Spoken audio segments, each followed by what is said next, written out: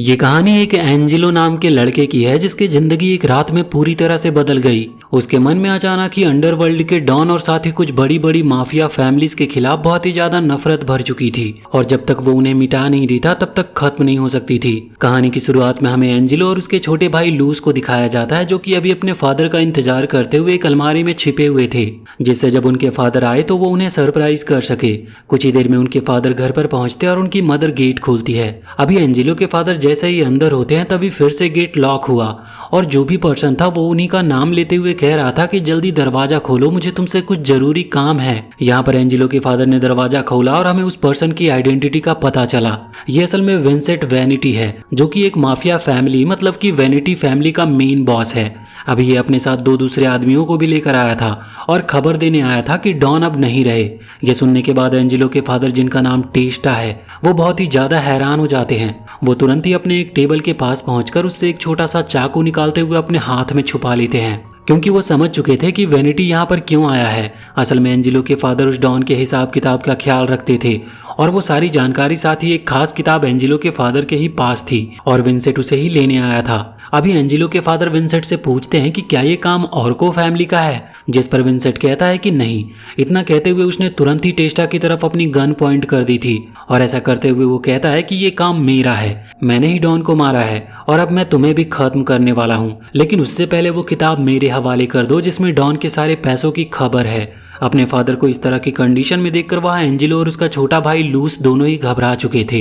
Loose तो अलमारी से भागने की कोशिश कर रहा था लेकिन एंजेलो ने उसे पकड़ लिया क्योंकि अगर वो बाहर निकले तो प्रॉब्लम बढ़ सकती थी। अभी वहाँ सामने जैसे ही टेस्टा ने देखा कि अब कुछ नहीं किया जा सकता तो उन्होंने तुरंत ही अपने पास से वो चाकू निकालकर हमला कर दिया, लेकिन विंसेंट और उसके आदमियों ने तुरंत ही गोली चलाकर टेस्टा को वहीं मार डाला। अभी अपने फादर की डेथ होते देखकर लूस से रहा नहीं गया और वो अलमारी से निकलते हुए तुरंत अपने फादर की तरफ भागा। उसे देखकर विंसेंट ने यहाँ उसकी तरफ भी गन पॉइंट कर दी, जो देखकर लूस की मदर कहने लगी कि ये तो बच्चा है, तुम इसे क्यों मार रहे हो, ये तुम्हारा कुछ भी नहीं बिगाड़ सकता। पर लूस कहने लगा कि नहीं, अभी ये बच्चा है लेकिन फ्यूचर में ये मुझसे बदला लेने जरूर आएगा, इसीलिए मैं इसे जिंदा नहीं छोड़ सकता। इतना कहकर विंसेंट ने लूस और उसकी मदर दोनों को ही गोली मार दी।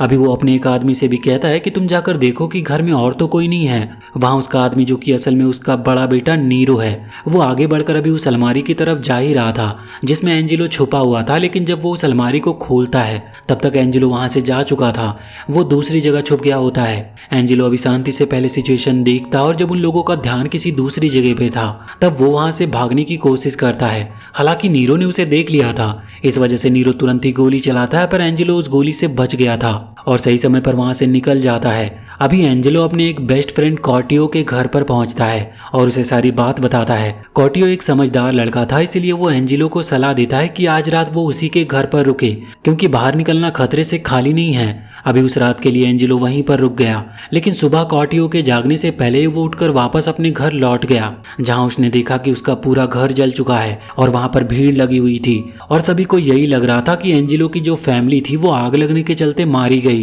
किसी को भी सच का पता नहीं था और हकीकत सिर्फ एंजेलो ही जानता था और इसी वजह से वो बदला लेना चाहता है, लेकिन अभी उसके हाथ में कुछ भी नहीं है और उसे सरवाइव भी करना है। इसीलिए उसने डिसीजन लिया कि पहले उसे खुद को थोड़ा ताकतवर बनाना होगा। उसने वो सिटी छोड़ दी और अपना नाम बदल दिया।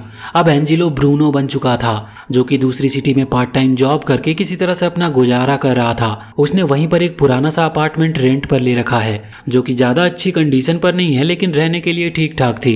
एंजेलो अभी जब काम से घर वापस लौट रहा था तभी उसकी एक पड़ोसी उसे एक लेटर देती है जो कि किसी एंजेलो नाम के लड़के के लिए थी, जबकि एंजेलो का भी असल में नाम ब्रूनो पड़ चुका है और वो सभी लोग उसे ब्रूनो के नाम से जानते हैं। पर उस लेटर में सेम वही लोकेशन लिखी हुई थी जहां एंजेलो रहता है, इसी वजह से उन्होंने वो लेटर एंजेलो को दे दिया। वो उस लेटर को लेकर अपने कमरे में आता है जहां पर जब वो उसे ओपन करता है तो उसमें उसे एक फोटोग्राफ दिखती है। वो पहचान जाता है कि ये वैनिटी फैमिली का ही एक मेंबर है। उसमें एक मैसेज भी था जिसे सिर्फ एंजेलो ने पढ़ा। वो मैसेज अभी यहाँ पर हमें बताया नहीं गया क्योंकि यहाँ से सीन सीधा चेंज हो चुका था।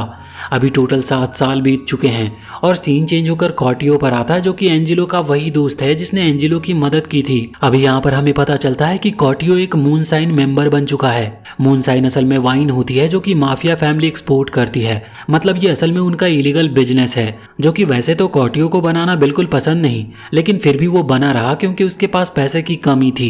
अभी कॉटियो का एक दूसरा दोस्त सेराटो कॉटियो से मिलने आया था। वो कह रहा था कि तुम्हारी बनाई हुई मूनसाइन बहुत ही ज्यादा बढ़िया है, तुम आखिर इसे ऑर्को फैमिली को सेल क्यों नहीं करते। जिस पर कॉटियो कहता है कि नहीं, वो माफिया फैमिली से नफरत करता है, इस वजह से वो उनके साथ बिजनेस नहीं करता और उसे इन सब में नहीं पड़ना। जो सुनकर सेराटो कहता है कि ठीक है, जैसी तुम्हारी मर्जी। वैसे इसी बीच वो किसी फेंगो नाम के आदमी के बारे में बताता है जिसने अभी अभी हाल में ही ऑर्को फैमिली को ज्वाइन किया था। साथ ही सेराटो यहाँ पर अपने बड़े भाई बोटी के बारे में भी बताता है। बोटी भी असल में ऑर्को फैमिली का ही एक मेंबर बन चुका है। अभी जब वो ये सब बता रहा होता है तो इतने में ही उनका घर का दरवाजा नॉक हुआ और जब दरवाजा खोला तो वहाँ सामने बोटी खड़ा हुआ था, जो कि अभी सेराटो से पूछ रहा था कि क्या तुमने डील फाइनल की। असल में सेराटो यहाँ पर बोटी के कहने पर ही आया था क्योंकि वो चाहता है कि कॉटियो अपने मूनसाइन ऑर्को फैमिली को सेल करे, लेकिन कॉटियो इस चीज के लिए तैयार नहीं था। इसी वजह से सेराटो को यहाँ पर भेजा क्योंकि सेराटो कॉटियो का दोस्त है और उसे इजीली समझा सकता है। हालांकि सेराटो बताता है कि नहीं, कॉटियो अभी भी नहीं माना। जो सुनते ही बोटी ने तुरंत ही अपना सर अपने ही छोटे भाई के चेहरे पर दे मारा, यहाँ कॉटियो को डराने के लिए।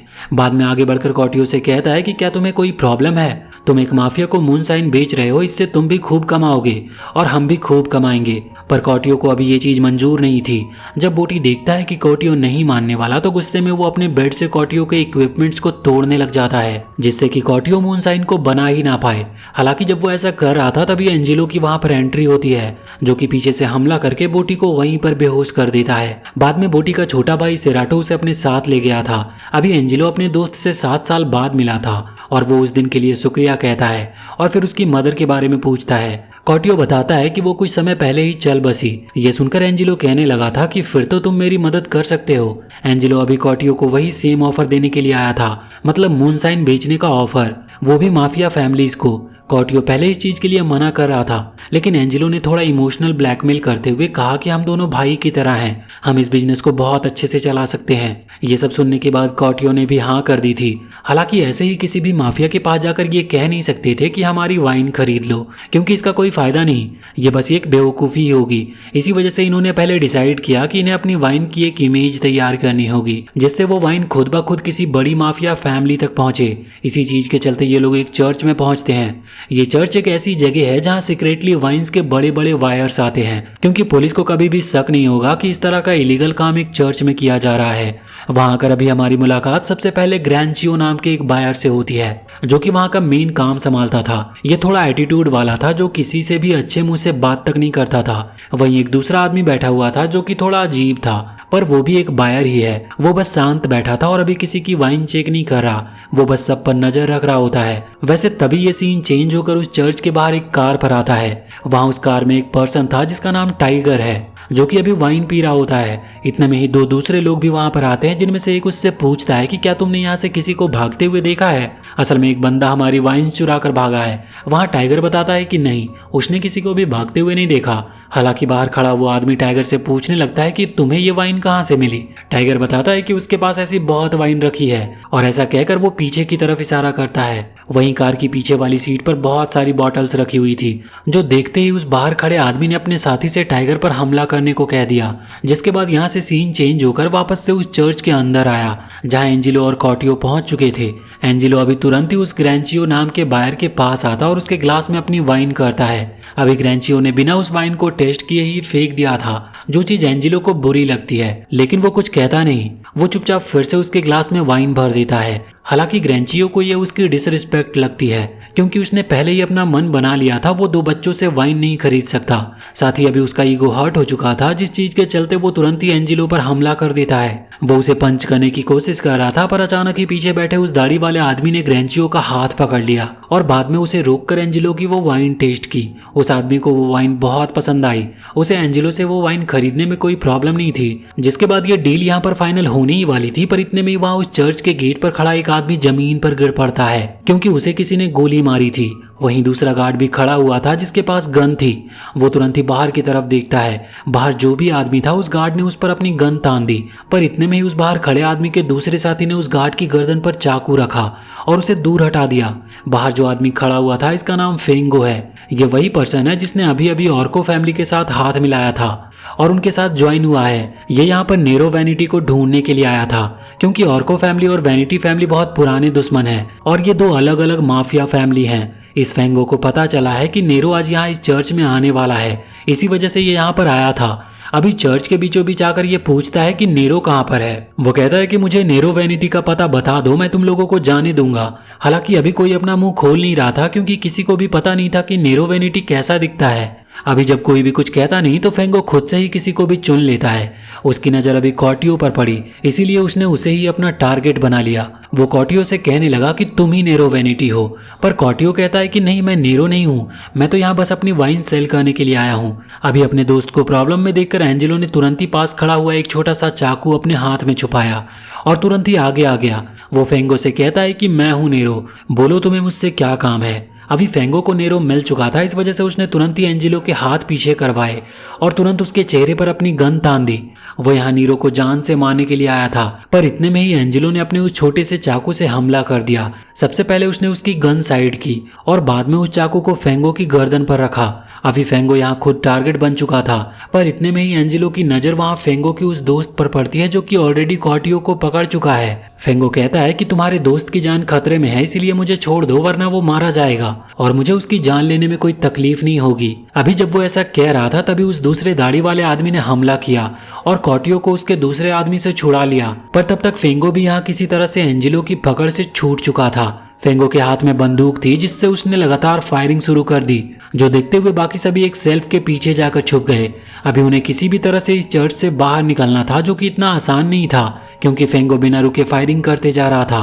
तभी कॉटियो कहने लगता है कि उसकी वाइन के अंदर एक बहुत ही फ्लेमेबल एलिमेंट है, जो कि अगर फायर के कांटेक्ट में आया तो बहुत ही तेज ब्लास्ट करेगा और आग लग जाएगी। अभी ये चीज़ सुनते ही उन लोगों ने वो वाइन्स की बोतल तुरंत ही फेंगो की तरफ फेंकनी शुरू कर दी और जैसे ही फिर से फायरिंग हुई तो उस एलिमेंट से जाकर चिंगारी टकराई और फेंगो की बॉडी में आग लग गई। इससे इन चारों को मौका मिल चुका था वहां से निकलने का। चार असल में इसीलिए क्योंकि एंजेलो, कॉटियो और वो दाढ़ी वाला आदमी भी उनके साथ था। साथ ही उस दाढ़ी वाले आदमी के साथ भी एक व्हाइट सूट वाला आदमी था, जो कि शायद उस आदमी का बॉडीगार्ड है। हालांकि उसके बारे में शायद हमें आगे पता चलेगा। अभी के लिए ये चारों तुरंत ही निकलकर उसी कार के पास आते हैं जहां फेंगो और उसके दूसरे आदमी ने उस टाइगर नाम के आदमी को पीटा था। जैसे ये लोग यहाँ पर आए तो इन्होंने गेट खोला और गेट खोलते ही अंदर बैठे उस दूसरे आदमी ने उस दाढ़ी वाले आदमी पर हमला कर दिया। हालांकि वो किसी तरह से पीछे हटकर बच गया था, जिसके बाद वो व्हाइट सूट वाले आदमी ने हमला करके दूसरे आदमी को वहीं पर गिरा दिया और ये लोग उसी कार को लेकर वहां से भाग गए। अभी भागते हुए व्हाइट सूट वाला आदमी अपने चेहरे पर से अपनी नकली मूंछ हटाता है। साथ ही दाढ़ी वाले आदमी ने भी अपनी विग हटा दी थी।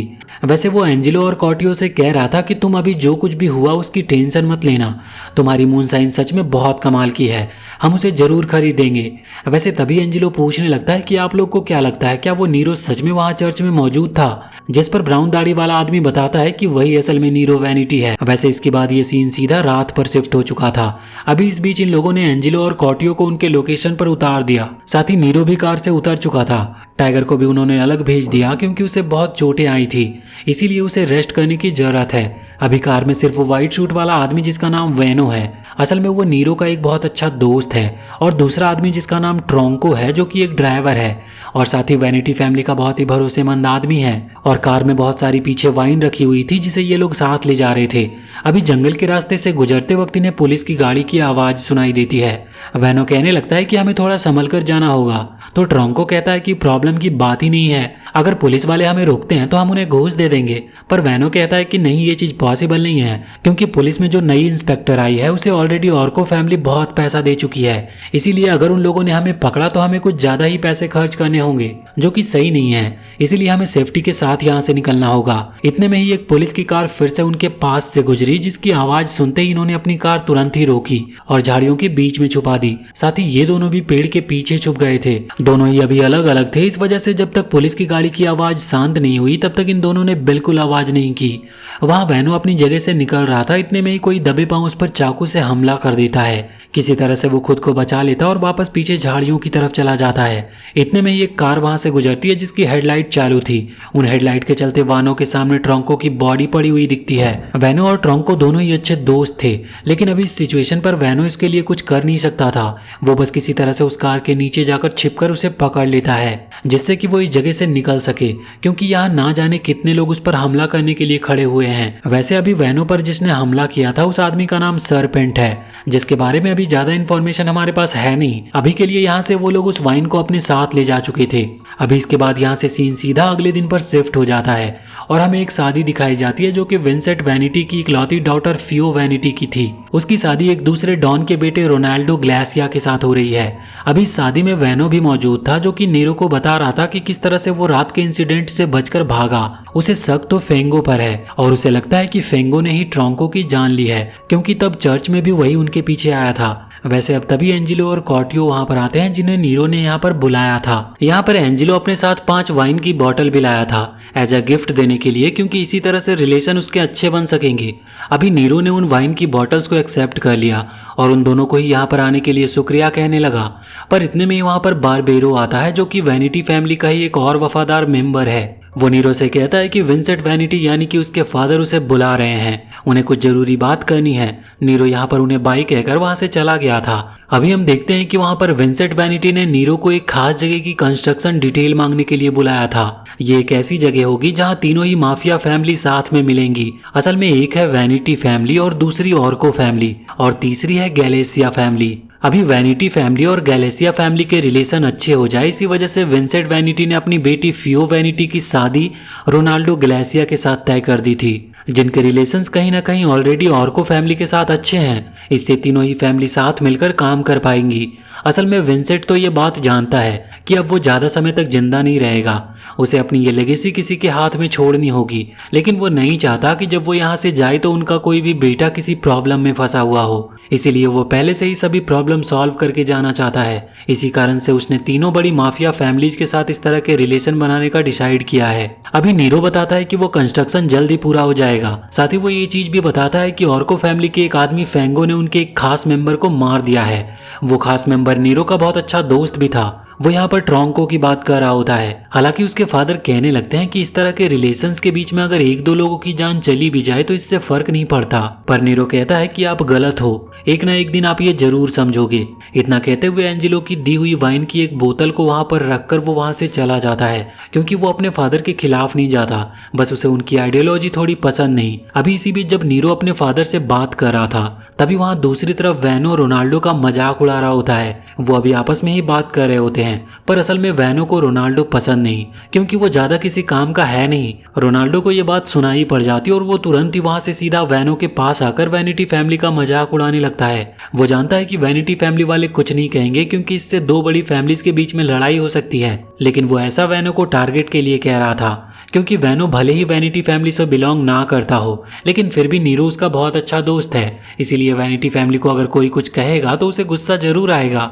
और जाहिर सी बात थी अभी उसे गुस्सा आ भी चुका था। यहाँ तक कि अभी वो लड़ने के लिए भी तैयार था, पर इतने में ही बारबेरो ने आगे आकर उसकी लड़ाई होने से पहले ही रुकवा दी। वैसे तभी वहीं खड़ा एंजिलो आगे बढ़ते हुए रोनाल्डो से कहने लगता है कि वो किसी काम का नहीं है, और ये बात वो भी जानता है। उसकी फैमिली ने बस उसका इस्तेमाल किया है जिससे कि वो वैनिटी फैमिली का सपोर्ट पा सके। इसीलिए उसे बिना वजह कुछ भी बोलने के बजाय अभी खुश होना चाहिए और वैनिटी फैमिली का एहसान मानना चाहिए। अब ये चीज सुनने के बाद रोनाल्डो को और भी ज्यादा गुस्सा आ चुका था और अब वो एंजिलो पर हमला करने ही वाला था, पर तभी फियो वैनिटी आगे आकर इस लड़ाई को रुकवा देती है और कहती है कि ये तो हमारी फैमिली का मेंबर भी नहीं है, तुम किस बच्चे से उलझ रहे हो। जिसके बाद रोनाल्डो उसके साथ चला गया। हालांकि एंजिलो के इस डिसीजन से अभी वैनो एंजिलो को पसंद करने लगा था। वो कहता है कि तुम सच में बहुत समझदार हो, जिस पर एंजिलो भी कहता है कि हाँ, हमारी जोड़ी अच्छी जमेगी। वैसे इसके बाद सीन रात पर शिफ्ट होता है, जहाँ नीरो, वैनो, टाइगर और बारबेरो चारों बैठकर अभी खाना खा रहे थे। इसी बीच एंजिलो की वाइन की बात भी निकलती है। सभी को वाइन पसंद थी, इसीलिए वो उस वाइन को एक बड़े लेवल पर इस्तेमाल कर सकते हैं।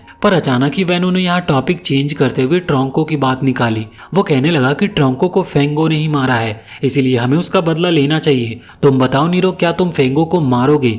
जिस पर नीरो कहने लगता है कि नहीं, हम उसे नहीं मार सकते, क्योंकि अभी हमारे रिलेशन गैलेसिया फैमिली के साथ अच्छे हुए हैं, जो कि ऑलरेडी ऑर्को फैमिली के अच्छे दोस्त हैं, और फेंगो ऑर्को फैमिली से बिलोंग करता है, इसीलिए हम ऐसा नहीं कर सकते।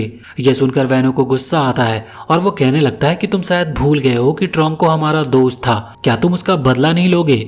जिस पर नीरो कहता है कि ऐसा मैंने कब कहा, हम उसे नहीं मार सकते, लेकिन हम किसी और से तो उसे मरवा ही सकते हैं। उसके इतना कहते ही सीन चेंज हुआ और हम देखते हैं कि अभी नीरो एंजेलो के साथ बैठा हुआ था। वो कह रहा था कि क्या तुम हमारे लिए फेंगो को जान से मारोगे, और अगर तुम ऐसा करते हो तो इसके बदले हम तुम्हें हमारी फैमिली का हिस्सा बना लेंगे। एंजेलो ने बिना कुछ सोचे तुरंत ही इस चीज के लिए हाँ कर दी, जिसके बाद नीरो ने उसके सामने एक गन और कुछ गोलियां रखी, साथ ही फेंगो की लोकेशन भी बता दी। फेंगो लगभग हर रात ला क्राइमा नाम की एक लड़की के घर पर ही होता था, जो कि फेंगो के लिए काम करती थी। साथ ही फेंगो का एक दूसरा आदमी भी है, सरपेंट, जो कि हमेशा बॉडीगार्ड की तरह आसपास ही भटकता रहता है, इसीलिए एंजेलो को उससे संभल कर रहना होगा। एंजेलो ने उसकी सारी बातों को ध्यान से सुना और मिशन के लिए फिर से हाँ कर दी। वहीं अभी कॉटियो भी बैठा था। यहाँ नीरो के जाने के बाद कॉटियो एंजेलो से पूछने लगा कि आखिर तुम वैनिटी फैमिली की मदद क्यों कर रहे हो, क्योंकि विंसेंट वैनिटी ने ही तो तुम्हारे फादर को मारा था। जिस पर एंजेलो कहता है कि हाँ, लेकिन कुछ समय पहले मुझे एक लेटर मिला। वो यहाँ पर उस लेटर के बारे में बताता है और कहता है कि ये जिसने भी मुझे भेजा उसने लिखा कि वो मेरे फादर का दोस्त है, और इस चीज में 3 लोग शामिल थे। हालांकि एंजेलो के इतना कहते ही ये सीन चेंज हो जाता और वापस रात पर आ जाता है। ये अगले दिन की रात थी। एंजेलो और कॉटियो दोनों ही उस लड़की ला क्राइमा के अपार्टमेंट के बाहर पहुंच चुके थे। इन्हें घर का पता था, लेकिन इन्हें सेफली वहां जाना होगा, क्योंकि नीरो ने बताया था कि सरपेंट नाम का एक आदमी हमेशा उस जगह पर नजर रखता है। अभी यही चीज सोचकर एंजेलो सबसे पहले अपने कपड़े पर थोड़ी सी वाइन छिड़कता है, जिससे कि अगर कोई भी उसके पास से गुजरे भी तो उसे शक ना हो। ऐसा करके वो किसी शराबी की तरह उस जगह से गुजरने लगा था। इसी बीच सरपेंट की एंजेलो पर नजर पड़ी। उसकी चाल देखकर और स्मेल से वो ये चीज पहचान गया कि ये बस एक शराबी है जो कि यहाँ से गुजर रहा है। इतने में उसकी नजर फिर कॉटियो पर पड़ गई और वो तुरंत कॉटियो के पास पहुंचा। कॉटियो ने भी शराब पी रखी थी, इस वजह से उसे कॉटियो पर शक हुआ। खैर तब तक एंजेलो को रास्ता मिल चुका था, इसी वजह से उस अपार्टमेंट में एंटर करने में उसे प्रॉब्लम नहीं हुई। एंजेलो तुरंत ही ला क्राइमा के उस कमरे के बाहर पहुंचता है जहां से उसे फेंगो की आवाज सुनाई दे रही थी। अभी यहाँ पर फेंगो बंधा हुआ था जिसे ला क्राइमा मार रही थी, क्योंकि ये फेंगो की कोई अलग फैंटेसी थी। हालांकि एंजेलो छिपकर फेंगो की तरफ गन पॉइंट करता है, पर इतने में ही फेंगो ने कांच के रिफ्लेक्शन में एंजेलो को देख लिया था। इस वजह से वो उसकी गोली से बच जाता है और वो तुरंत एक चाकू उठाकर ला क्राइमा की गर्दन पर रख देता है। वो कहता है कि अगर तुमने मुझ पर हमला किया तो मैं इस लड़की को ही मार दूंगा।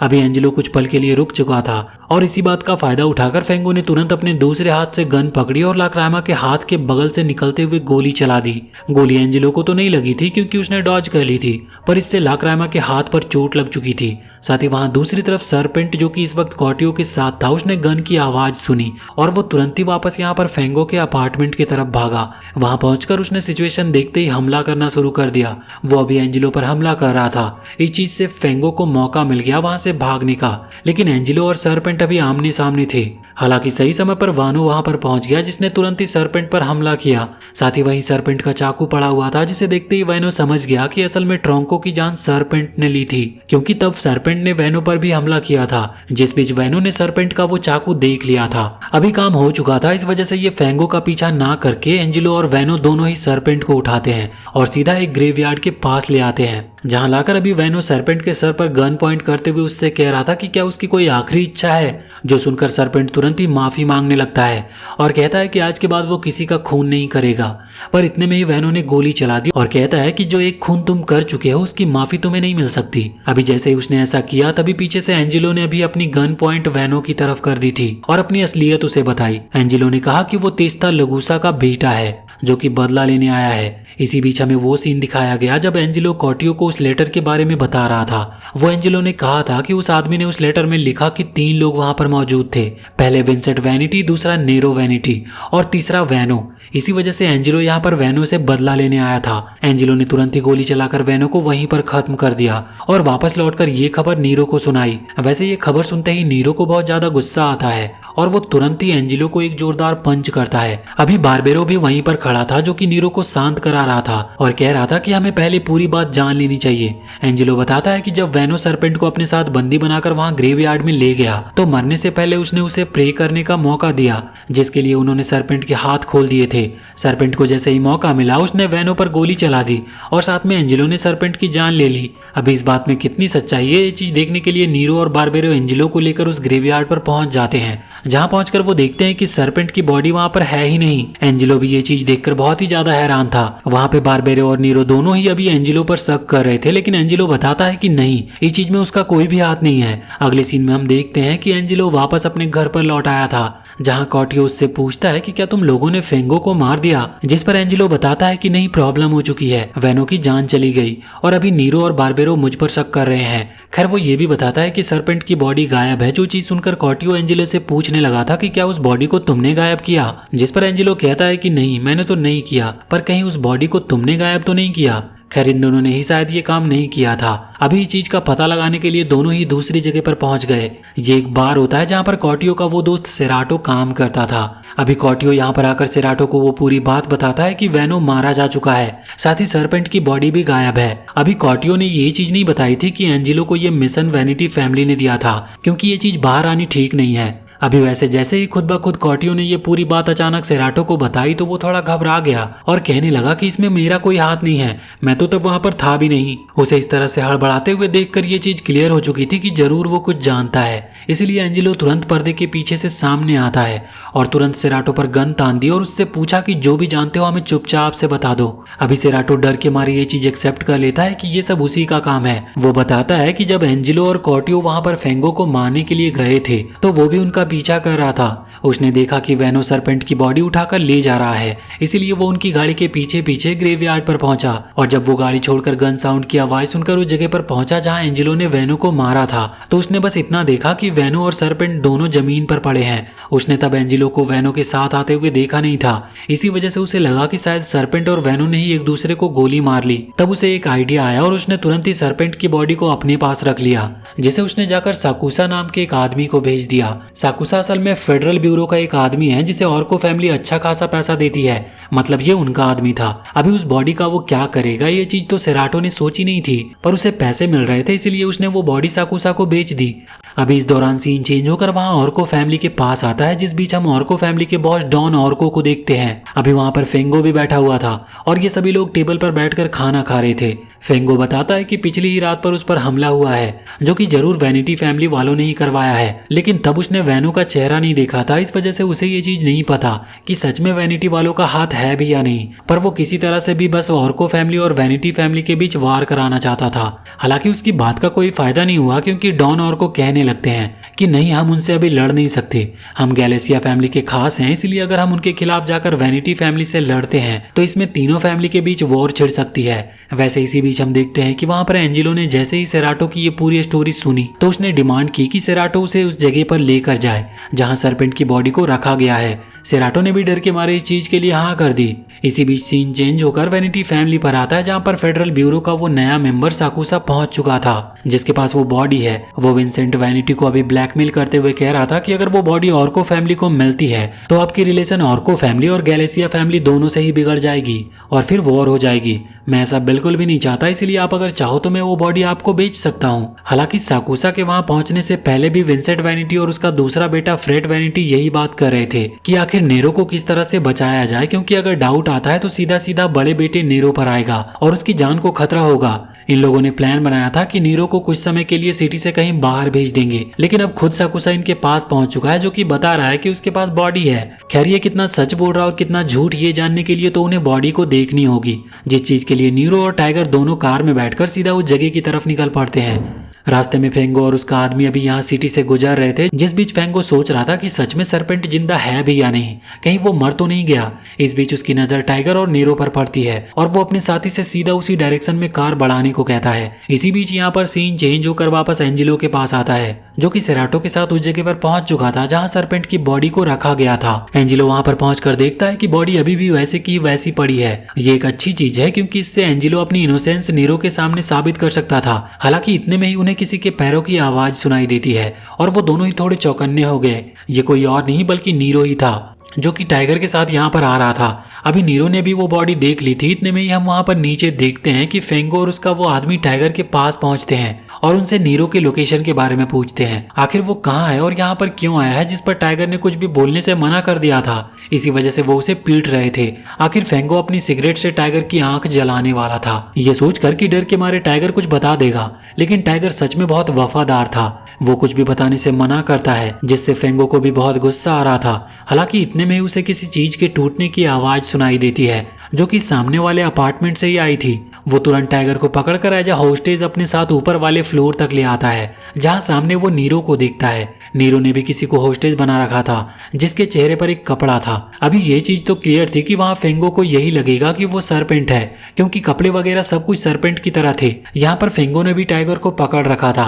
इसी वजह से वो होस्टेज को एक्सचेंज करते हैं। जब एंजेलो, जो कि अभी सरपेंट के कपड़े पहनकर बैठा हुआ था, वो आगे बढ़ता है तो फेंगो को थोड़ा सा डाउट होता है और वो तुरंत ही एंजेलो की तरफ गन पॉइंट करता है। हालांकि एंजेलो ने किक करते हुए उसकी गन को अलग कर दिया था, साथ ही अपने चाकू से फेंगो पर हमला कर दिया, लेकिन एंजेलो के चेहरे पर कपड़ा था, इसी वजह से उसे सामने दिख नहीं रहा था, जिस कारण से फेंगो बचने में कामयाब रहा। हालांकि उसी दौरान सेराटो भी वहां पर आ गया, जिसने फायरिंग शुरू कर दी। फायरिंग की आवाज सुनकर नीरो पीछे हटा और साथ ही फेंगो भी पीछे हट चुका था। अभी ये सही मौका था वहां से निकलने का। नीरो और एंजेलो दोनों ही वहां से निकल गए। नीरो ने निकलने से पहले फेंगो के आदमी के हाथ पर गोली चला दी थी, जिससे कि वो लोग आगे ना बढ़े, और फिर बाद में वो लोग वहां से निकलने में कामयाब रहे। अभी सरपेंट की बॉडी वहीं पड़ी हुई थी, जो कि फेंगो को मिल चुकी थी।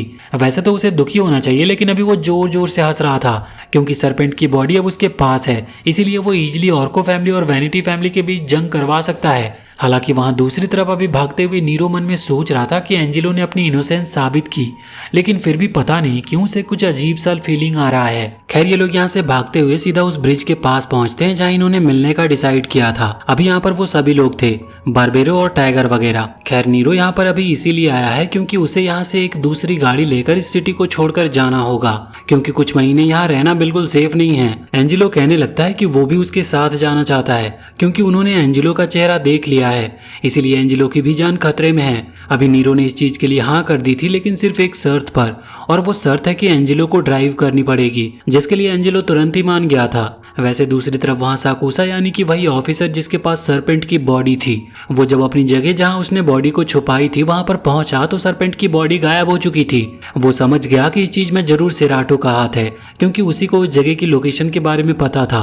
वैसे अब सीन चेंज होकर एंजेलो और नीरो पर आता है, जो कि ऑलरेडी उस सिटी को छोड़कर एक दूसरे गांव के रास्ते बढ़ चुके हैं। इनकी अभी कोई भी फाइनल डेस्टिनेशन नहीं थी, इसीलिए वो इसी तरह से गाड़ी चलाते हुए आगे बढ़ रहे थे। लेकिन अचानक ही सामने एक आदमी आया, जो कि अभी हाथ दिखाकर इन्हें रोकने की कोशिश कर रहा था, पर इन्होंने उस पर ध्यान भी नहीं दिया और सीधा गाड़ी आगे बढ़ाई और कीचड़ उस आदमी के मुंह पर उड़ गई। वो आदमी अपने कुत्ते के साथ खड़ा हुआ था और असल में ये आदमी एक किलर है, जो कि कॉन्ट्रैक्ट किलिंग का काम करता है, और इसे किसी का कॉल आया था जिसने बताया था कि इसे 2 लोगों को खत्म करना है। इस आदमी के पास उन 2 लोगों में से एक की फोटो है, जिस फोटो में नीरो और उसका छोटा भाई फ्रेड वैनिटी था। ये बहुत पुरानी फोटो थी, क्योंकि इसमें नीरो और फ्रेड दोनों की ही एज बहुत कम लग रही थी। वैसे सीन वापस से यहाँ नीरो और एंजेलो पर आया, जो कि अभी एक रेस्टोरेंट में बैठकर खाना खा रहे थे। वहीं नीरो वहाँ की बारटेंडर से एक ऐसी जगह का पूछता है जहाँ ये लोग रह सके, और साथ ही वो जगह थोड़ी सस्ती भी हो। बारटेंडर उन्हें एक लोकेशन का बताती है और बाद में नीरो उसे एक्स्ट्रा टिप देकर एंजेलो के साथ वहाँ से निकल पड़ता है। अभी रास्ते में इन्हें कुछ बच्चे दिखाई देते हैं, जो कि शायद किसी ट्रिप के चलते यहाँ पर आए हुए थे।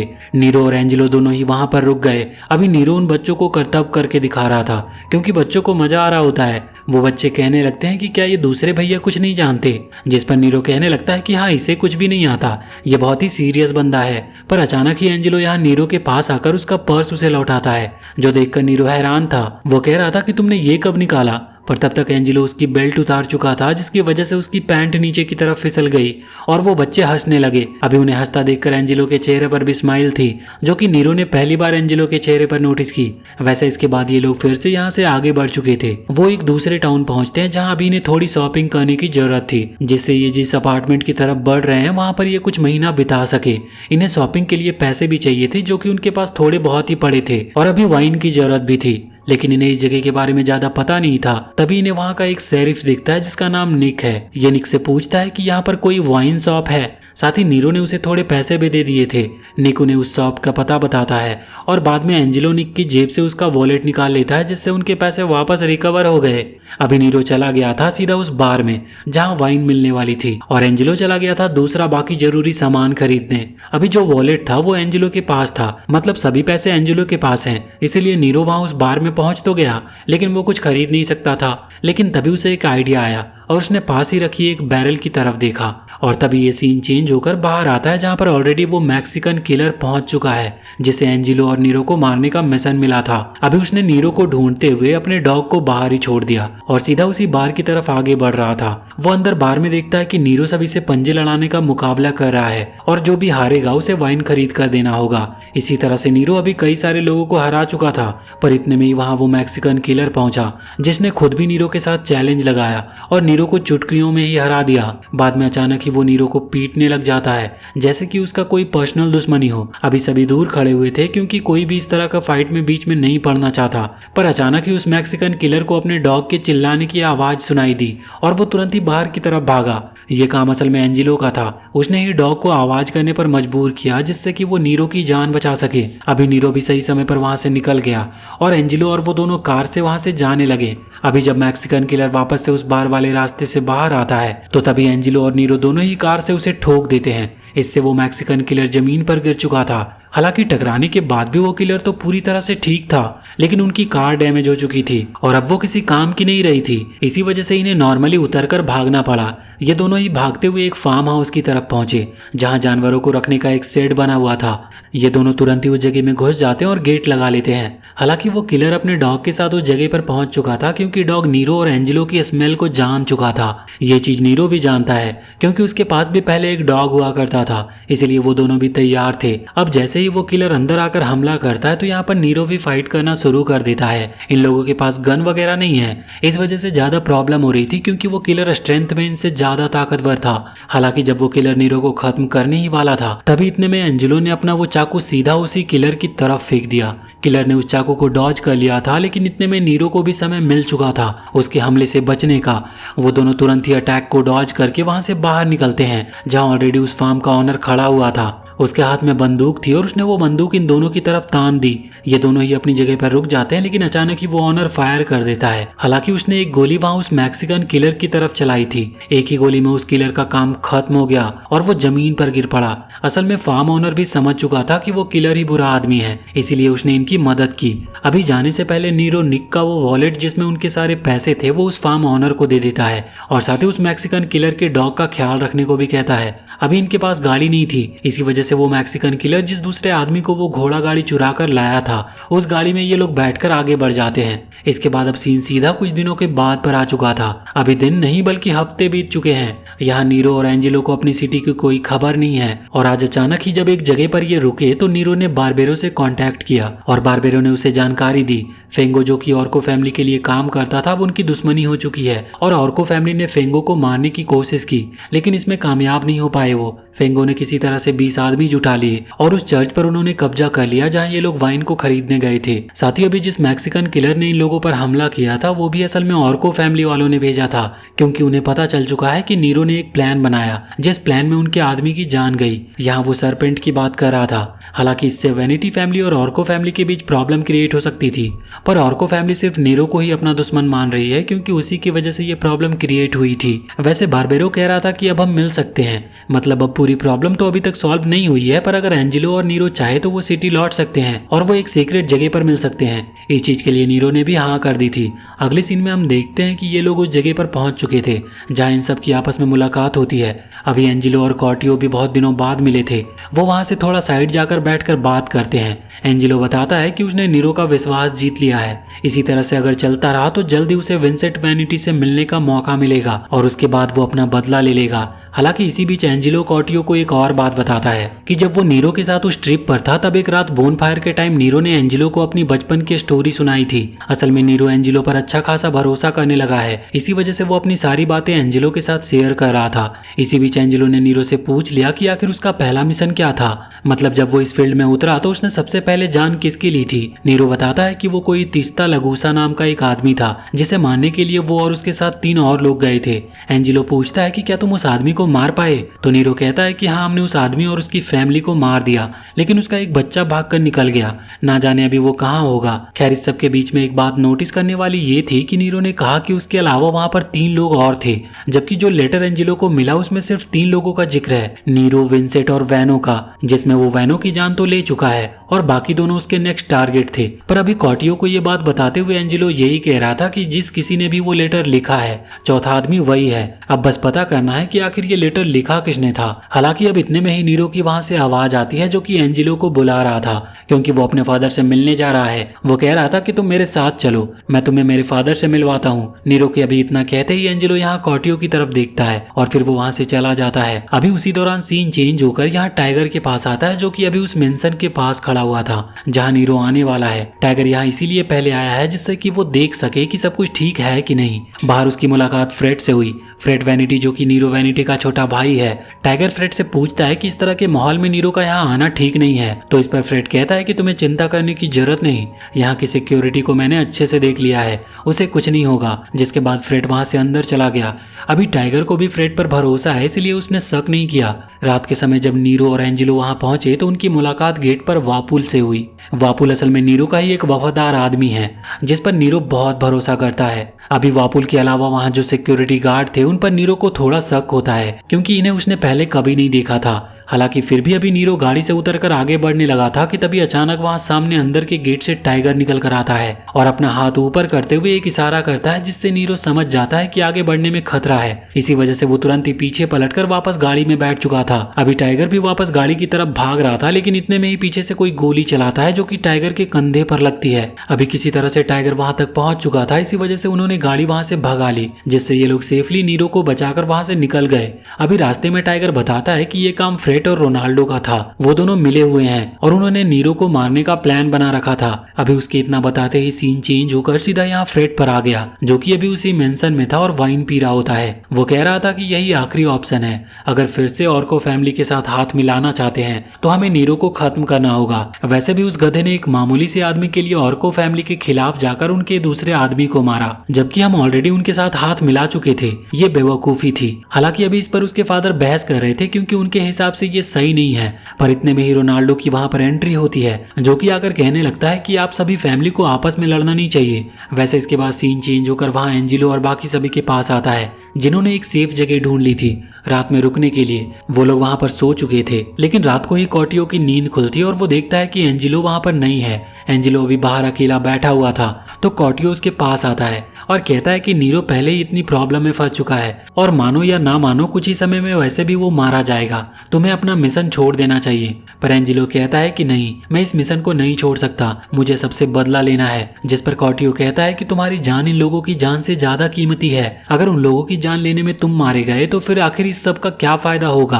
तो इस पर एंजेलो जवाब देता है कि उन लोगों की जान लेने के लिए ही मैं जिंदा हूँ, और अगर मैं उन्हें नहीं मारूंगा तो मेरे जीने का भी क्या फायदा होगा। वैसे अगले दिन ये लोग सुबह उठकर देखते हैं कि टाइगर की हालत खराब है, क्योंकि उसे जो गोली लगी थी उसका जहर उसके शरीर में फैल रहा था, जिसके लिए उन्हें एक डॉक्टर की जरूरत है।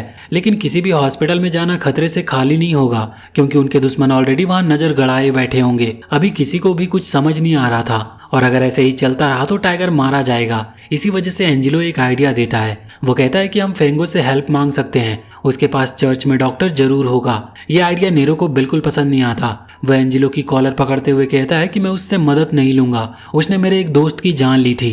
हालांकि वो भूल गया कि इससे उसके दूसरे दोस्त की जान जा सकती है, पर अभी उसने मना कर दिया था। रात के समय हम देखते हैं कि अचानक ही कॉटियो और एंजेलो दोनों ही जागते हैं और अपनी सारी मूनशाइन की बॉटल्स लेकर चर्च की तरफ निकल पड़ते हैं। उन्हें जाते हुए वापुल और नीरो ने देख लिया था, लेकिन वो उन्हें रोकते नहीं। वहां चर्च में पहुंचकर वो सबसे पहले ग्रेंचियो को वो सारी बॉटल देता है। ग्रेंचियो को ये गिफ्ट बहुत पसंद आता है और वो उन्हें वहां रुकने की भी परमिशन दे देता है। एंजेलो की वहां पर मुलाकात ला क्राइमा से भी होती है, जो कि इन्हें फेंगो के पास लेकर आती है और बाद में वहां से वापस लौट गई। अभी फेंगो एंजेलो से पूछ रहा था कि बताओ तुम्हारे यहाँ आने का मकसद क्या है। एंजेलो कहता है कि हमारे एक दोस्त को गोली लगी है और उसकी जान खतरे में है, इसलिए हम चाहते हैं कि तुम उसकी मदद करो। ये सुनकर फेंगो चिल्लाते हुए कहने लगता है कि मैं तुम्हारी मदद क्यों करूं, इसमें मेरा क्या फायदा है। इस पर एंजेलो कहता है कि तुम डॉन ऑर्को को मारना चाहते हो और इस चीज में मैं तुम्हारी मदद कर सकता हूँ, और ये तुम भी जानते हो कि ये काम 20 आदमियों का नहीं है, वो एक डॉन है जिसे खत्म करने के लिए एक पूरा प्लान बनाना होगा। फेंगो को भी ये बात सही लग रही थी। अभी उसी दौरान वहां दूसरी तरफ नीरो और वापुल बात कर रहे थे।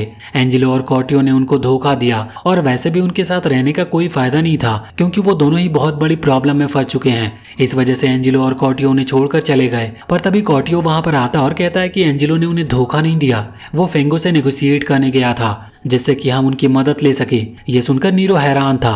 वो कह रहा था कि हम तुम पर यकीन कैसे करें। तो इस पर कॉर्टियो कहता है कि तुम मुझे हॉस्टेज की तरह रख सकते हो, जब तक तुम्हें भरोसा ना हो जाए तब तक हम पर बिल्कुल यकीन मत करना।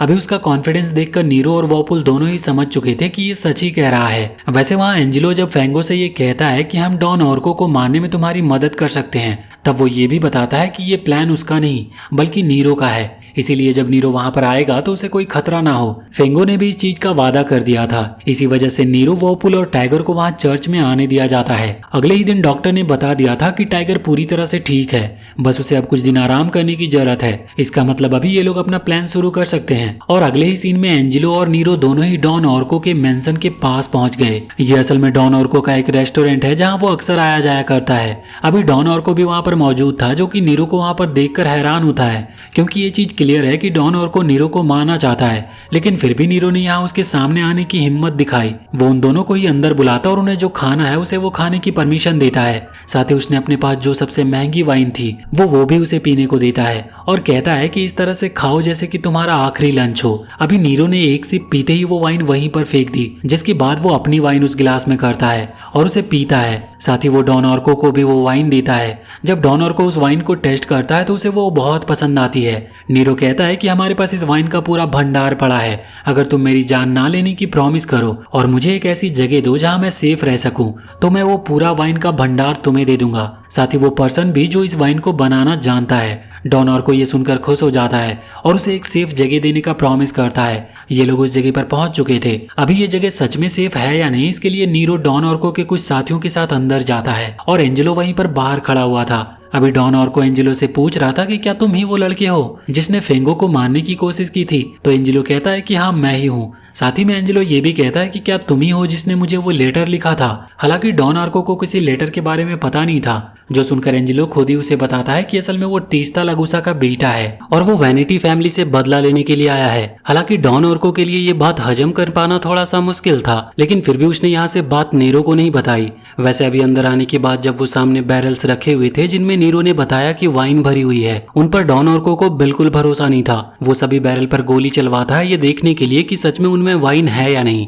वाइन बिखरती है और सिर्फ एक बैरल बचता है। नीरो कहने लगता है कि वो खाली है, पर डॉन ऑर्को को भरोसा नहीं था। अचानक ही उस बैरल के अंदर से वॉपुल निकल कर आता और डॉन ऑर्को के सभी साथियों पर गोली चलाना शुरू कर देता है और अभी सिर्फ 2 ही साथी बचे हुए थे। हालांकि एंजेलो भी अपने पास से अचानक से बंदूक निकाल लेता और सीधा ही नीरो पर चला देता है। वो कहता है कि मैंने कहा था कि मैं तुमसे बदला लेकर रहूंगा। अभी 2 गोली मारते ही नीरो जमीन पर गिर चुका था और वहां खून फैल गया होता है, जो देखकर डॉन ऑर्को समझ गया कि एंजेलो सच कह रहा था। वो सच में तीस्ता लगूसा का बेटा है और यहाँ पर बदला लेने के लिए ही आया है। वैसे सेफ्टी के लिए डॉन ऑर्को ने एंजेलो और नीरो दोनों को ही हाथों को बांध रखा था, जो कि अब जरूरी नहीं है। इसी वजह से वो अपने साथी से एंजेलो के हाथ को खोलने को कहता है। अभी उसका साथी कॉर्वो एंजेलो पर भरोसा नहीं दिखा पा रहा था, इसीलिए वो डॉन ऑर्को से कहता है कि ये सही नहीं है, हमें अभी तक इस पर पूरा भरोसा नहीं है। पर डॉन ऑर्को कहता है कि नहीं, मुझे इस पर पूरा भरोसा है। वैसे भी अब ये हमारा बिजनेस पार्टनर बनने वाला है। यहाँ पर उन्होंने एंजेलो के हाथ खोले और जो वाइन बैरल में रखी हुई थी उसे पीने लगे।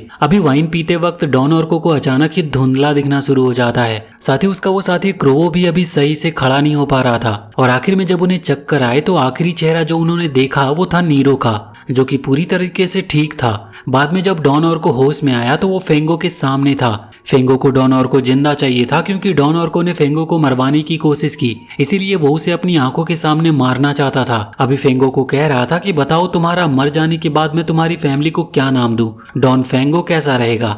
वैसे बाद में फेंगो वहां से बाहर आता है जहाँ क्रोवो और साथ ही बाकी सारे डॉन ऑर्को के खास आदमी बैठे हुए थे। अभी वो लोग उसी रेस्टोरेंट में बैठे हुए थे जहाँ डॉन ऑर्को अक्सर आया करता था। यहाँ फेंगो कहता है कि आप सभी के लिए एक स्पेशल दावत रखी गई है। वहाँ वेटर अंदर से लसांगा नाम की एक डिश सभी के लिए लेकर आता है। डॉन ऑर्को को ये डिश बहुत पसंद आती है। हालांकि वो अभी डरे हुए थे। वो कह रहे थे कि डॉन ऑर्को कहाँ पर है, क्या वो हमारे साथ नहीं खाएंगे? तो इस पर फेंगो कहता है कि नहीं, बदकिस्मती से वो इसे खा नहीं सकते। अभी जब वो ऐसा कह रहा था तभी वहीं बैठे एक आदमी को उस खाने में एक दांत मिलता है और बाकी पूरी बात क्लियर थी। इस वजह से सभी वहीं उल्टी करने लग जाते हैं। वैसे वहीं दूसरी तरफ इस वक्त एंजिलो, नीरो, कॉर्टियो, टाइगर, वॉपल और बारबेरो सभी लोग एक दूसरे रेस्टोरेंट में बैठकर अभी इस चीज को सेलिब्रेट कर रहे थे। वह एंजिलो कह रहा था कि हमने फेंगो की मदद की, इस चीज से फेंगो के जो दुश्मन अब वो हमारे दुश्मन बन चुके हैं, पर बाकियों को इससे ज्यादा फर्क नहीं पड़ता क्योंकि अभी एक बहुत बड़ी प्रॉब्लम से बाहर निकले हैं जिससे सभी कोई ऐसी बात नहीं करना चाहते। वैसे तभी ये सीन चेंज होकर रोनाल्डो, गलेसिया और फियो वैनिटी पर आता है जो अभी अपने कमरे में था, जहां फियो कह रही थी कि ऐसा नहीं हो सकता कि हम नीरो को फिर से हमारी फैमिली ज्वाइन करने दे और जो कुछ भी हुआ उसे भूल जाए क्योंकि वैसे भी अब और को प्रॉब्लम क्रिएट नहीं करेगा। इस पर रोनाल्डो कहता है कि बिल्कुल, अगर नीरो ये प्रॉमिस करता है कि वो हमारे लिए हमेशा लॉयल रहेगा तो हम उसे वापस फैमिली में आने दे सकते हैं। पर जहां तक बात रही वैनिटी फैमिली को चलाने की, तो वो काम तो फ्रेड ही करेगा। वैसे अब सीन अगले दिन पर आता है जहां हम देखते हैं कि एंजिलो और नीरो दोनों ही अभी फेंगो से मिलने के लिए एक रेस्टोरेंट में आए हुए थे। फेंगो एक पिज्जा के साथ उनका स्वागत करता है और उन्हें शुक्रिया कहता है उसकी मदद करने के लिए। साथ ही अभी वो नीरो से मदद मांग रहा था वैनिटी फैमिली को भी अपना बनाने के लिए, जिस पर नीरो उसे मदद करने के लिए हाँ कर देता है और बाद में ये लोग गुड बाय कहकर वहां से चले जाते हैं। अभी इन लोगों के जाते ही हमें फेंगो के रियल इंटेंशंस का पता चलता है। उसे ऑर्को फैमिली और वैनिटी फैमिली के बाद लॉलेस हेवन भी चाहिए। लॉलेस हेवन असल में वैनिटी फैमिली के द्वारा बनाई गई वो कंपनी है जिसमें वो लोग एंजिलो और कॉर्टियो की बनाई हुई मूनसाइन को अलग नाम से बेचते हैं। वैसे वहां बाहर नीरो और एंजिलो जो कि अभी कार से जा रहे थे वो भी अभी इस बारे में बात कर रहे थे। वो भी जानते हैं कि फेंगो को लॉलेस हेवन चाहिए और उसे जब ये सब चीजें मिल गई और जब एंजिलो और नीरो की जरूरत उसे ना पड़ी तो वो इन दोनों को भी जान से मार देगा। इसीलिए जल्दी उन्हें इसके बारे में कुछ ना कुछ सोचना होगा। वैसे अभी के लिए एक बार में पहुंचते हैं जहां नीरो की मुलाकात गेंजो से होती है। गेंजो असल में उसके फादर विंसेंट वैनिटी का लेफ्ट हैंड मैन है जिस पर वो लोग बहुत भरोसा करते हैं। खैर अभी गेंजो नीरो से कह रहा था कि किसी तरह उसे वैनिटी फैमिली में वापस लौटना होगा।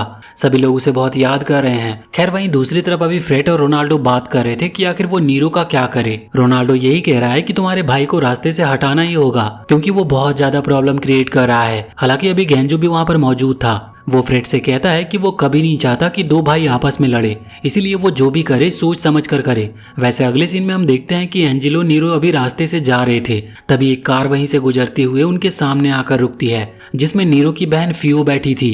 वो नीरो को अपने साथ लेकर जाती है। जहां पर ये लोग जाते हैं वहां फ्रेड भी ऑलरेडी मौजूद था। असल में फियो ने ही उसे बुलाया था क्योंकि इन दो भाइयों के झगड़े से बहुत ज्यादा थक चुकी थी। वो अभी उन्हें समझा रही थी कि उन्हें आपस में लड़ने की जरूरत नहीं है, वो फिर से हाथ मिला सकते हैं। वैसे भी किसी दूसरे फैमिली के चलते लड़ाई कर रहे हैं वो। इस पर फ्रेड कहने लगता है कि गलती नीरो की है, वही खुद को ज्यादा समझदार समझता है और इसी ने ही गड़बड़ की जिस वजह से पहले ऑर्को फैमिली और अब ग्लेसिया फैमिली के साथ हमारे रिलेशन बिगड़ रहे हैं। असल में फ्रेड नीरो की नेचुरल कैपेबिलिटी से थोड़ा जलता था और इसी जलन के चलते वो अभी कह देता है कि तुम्हें तो मर जाना चाहिए, अगर तुम मर जाओ तो सब कुछ ठीक हो जाएगा। उसने जैसे ही ये बात कही फियो ने तुरंत ही खड़े होकर उसे जोरदार थप्पड़ मार दिया और कहा कि तुम अपने बड़े भाई से इस तरह से बात नहीं कर सकते। साथ ही सजेशन दिया कि नीरो और रोनाल्डो को कुछ देर बैठकर इस बारे में बात करनी चाहिए जिससे कि ये प्रॉब्लम सॉल्व हो सके। इन्होंने भी फैसला कर लिया था कि ये लोग ऐसा ही करेंगे क्योंकि अब उनकी बहन ने भी कह दिया है, इसीलिए अब बात माननी पड़ेगी। अभी वहाँ एंजिलो को जब इस सब सिचुएशन के बारे में पता चला तो वो वॉपुल के पास पहुंचा।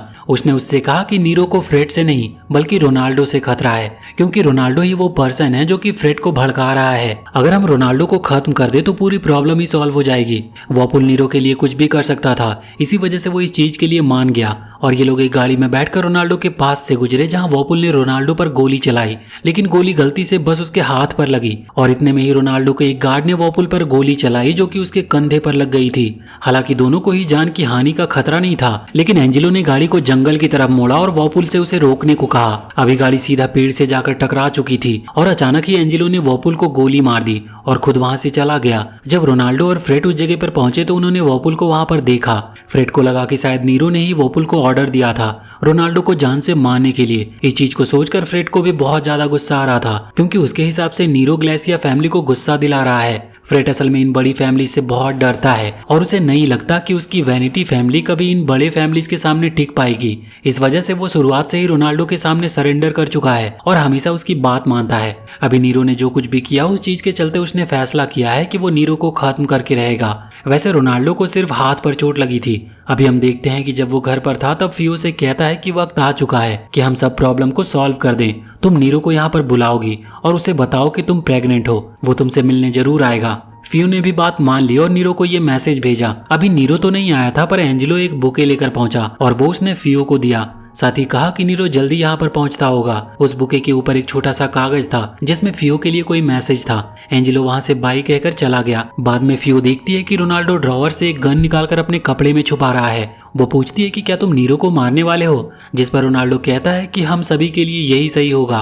वो मेरी जान लेना चाहता है, मेरे बाद वो फ्रेड को भी मार देगा, हमें उसे अभी ही रोकना होगा। हालांकि इतने में ही फियो ने तुरंत ही गोली चला दी और रोनाल्डो को मार दिया जिससे कि ये सारी प्रॉब्लम सॉल्व हो सके। वैसे वहां दूसरी तरफ एंजेलो नीरो को लेकर लाइब्रेरी पहुंचा जहां फ्रेड नीरो का इंतजार कर रहा था। अभी फ्रेड के चेहरे पर एक उदासी थी और साथ ही एक डर भी था। वहीं सामने एक किताब रखी हुई थी। एंजेलो जब उस किताब को उठाता है तो वो और नीरो देखते हैं कि वहाँ एक गन है जो कि फुल्ली लोडेड छुपाकर वहाँ फ्रेड ने रखी थी। अभी एंजेलो दो भाइयों की प्रॉब्लम के बीच में फंसना नहीं चाहता था। इसी वजह से वो फ्रेड और नीरो दोनों से कहता है कि तुम दोनों को जो सही लगे तुम वो करो, मैं यहाँ से जा रहा हूँ। इतना कहकर वो लाइब्रेरी से बाहर चला गया जहाँ दोनों ही भाइयों ने एक दूसरे पर गन पॉइंट कर दी थी और दोनों ने ही ट्रिगर दबा दिया। लेकिन जान सिर्फ फ्रेड की गई क्योंकि बंदूक नीचे रखते वक्त एंजेलो ने फ्रेड की बंदूक को खाली कर दिया था। वैसे अगले सीन में हम देखते हैं कि फियो अभी ट्रेन में बैठकर इस सिटी से जा रही थी। एंजेलो वहां उसके करीब आकर उसके कान में कहता है कि एक बात ध्यान रखना, फ्रेड ने रोनाल्डो को मारा है और ग्लेसिया फैमिली के साथ धोखा किया है। इस वजह से नीरो ने अपने भाई की जान ली जिससे वो ये बता सके कि ग्लेसिया फैमिली अभी भी उनकी दोस्त है और यही स्टोरी तुम सभी को बताओगी जिससे नीरो कोई प्रॉब्लम में ना फंसे। वैसे वहां दूसरी तरफ नीरो अभी अपने भाई के चले जाने से बहुत ज्यादा उदास था।